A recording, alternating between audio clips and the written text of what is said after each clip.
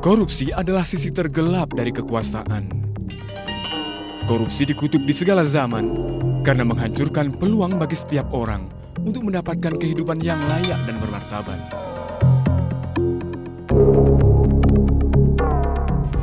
Demi keadilan dan kebenaran, serta dengan penuh rasa tanggung jawab sepenuh-penuhnya, maka pengadilan Subversi telah menjatuhkan hukuman mati terhadap diri Yusuf Nila Dalam.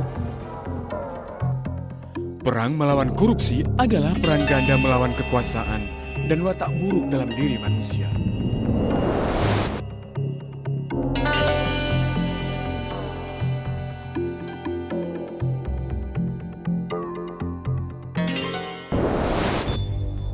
Perang melawan korupsi di Indonesia mengukir jejak sejarah yang panjang.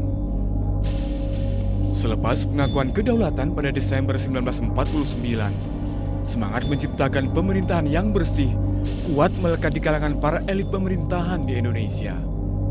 Karena itu, ketika korupsi pertama muncul di Indonesia pada tahun 1950-an, Jaksa Agung Suprapto berhasil menegakkan supremasi hukum dengan tegas.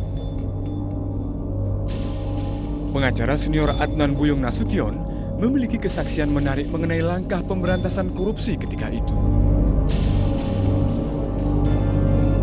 Zaman beliaulah tahun 50-an itu pernah dilaksanakan hukum benar-benar suprim tanpa pandang bulu. Dan Jaksa Agung itu betul-betul bebas dan mandiri. Nah, buktinya Jaksa Agung Suprapto waktu itu mampu ya menangkap, menahan, bahkan kemudian menuntut para menteri eksekutif. Antara lain Menteri Penerangan Samsudin Sultan Makmur. Kekacauan administrasi pemerintahan yang memuncak setelah pemilu 1955 juga membuat korupsi berkembang subur di jajaran birokrasi. Sampai Jaksa Agung rupanya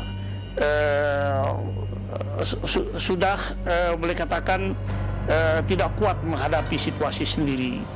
Akhirnya muncullah seorang tokoh kuat, yaitu Kolonel Zulkifli Lubis, Kepala Intelijen Angkatan Darat. Beliau melakukan satu gerakan anti korupsi. Gerakan Kolonel Zulkifli Lubis ini berkembang menjadi aksi penangkapan terhadap orang-orang kuat yang dianggap kebal hukum. Gerakan Zulkifli Lubis berhasil membuat pedang Kejaksaan Agung tidak tumpul dalam perang melawan korupsi. Bahkan yang menghebohkan waktu itu, ya Jaksa Agung Suprapto juga pernah menangkap, bahkan dianggap tertangkap tangan zaman itu istilahnya, atau tertangkap basah, Menteri Luar Negeri Ruslan Abdul Ghani. Nah itu bukti betapa pemberantasan korupsi tidak pandang bulu.